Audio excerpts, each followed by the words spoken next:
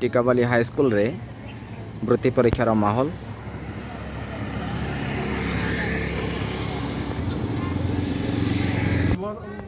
टिकाबाली high school रे scholarship exam बर्तन चली केते स्टूडेंट एग्जाम दौरान केते एनरोलमेंट होता आउ केते एब्सेंट अच्छा तार डाटा आम बर्तमान पचारिबा हम पाखे अच्छा अनुष्ठान शिक्षयित्री। मैम आपका ना कौन अच्छी? मो ना सुनीता कुमारी पंडा। आज जो परीक्षा होची परीक्षार ना कौन रही? तृतीय और पंचम वृत्ति परीक्षा। अच्छा अच्छा केते पिला बर्तमान एनरोलमेंट थिला और केते दउछन केते एब्सेंट केते अछन? तृतीय क्लास रो 126 एनरोलमेंट थिला। अच्छा प्रेजेंट अछन 122 एब्सेंट अछन 4। एब्सेंट 4।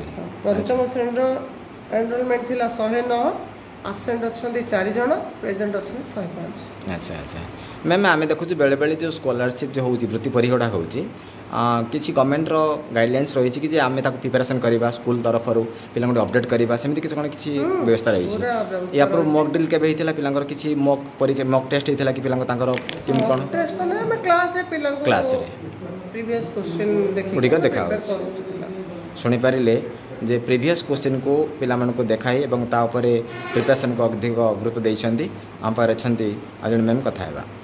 टिकाबाली एक शिक्षा जिला यह आप जानते जे आमर वृत्ति परीक्षा जो पिलांगर फॉर्म फिलअप समय बेले बेले ऑनलाइन सर्विस कि आधार कार्ड जहाँ भी डॉक्यूमेंट पेपर वर्क अनेक समस्या थिबा हेतु बहुत पिला भी वृत्ति परीक्षा टे पसंद करूना ये जो बर्तमान रोज पेपर वर्क रे किछि समस्या आपंकर नजर अच्छी आ कि जो ए 4 जण पिला भी एब्सेंट अच्छा फिजिकल प्रॉब्लम बा कम्युनिकेशन प्रॉब्लम को प्रॉब्लम को आप अनुभव कर जहाँकि आगामी दिन में ये भल हो पार?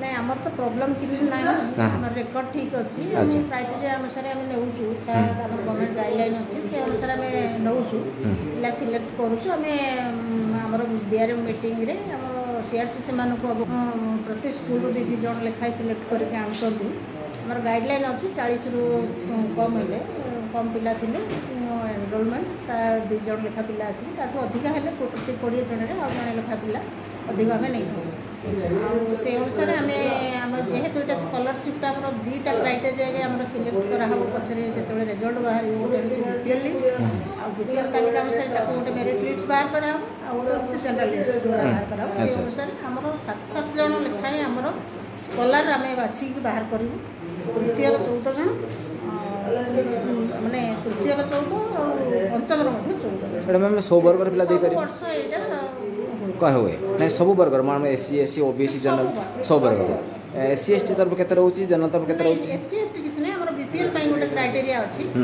जोटा कि हमें ता पई गोटे 7 जण बाछि बाहर करू आ जनरल कैटेगरी सब कैटेगरी की नहीं कि हम गोटे बाहर करू एपीएल बीपीएल सब नहीं कि गोटे क्राइटेरिया मेरिट लिस्ट गोटे बाहर करू एमती हम 14 जण सिलेक्ट करछु।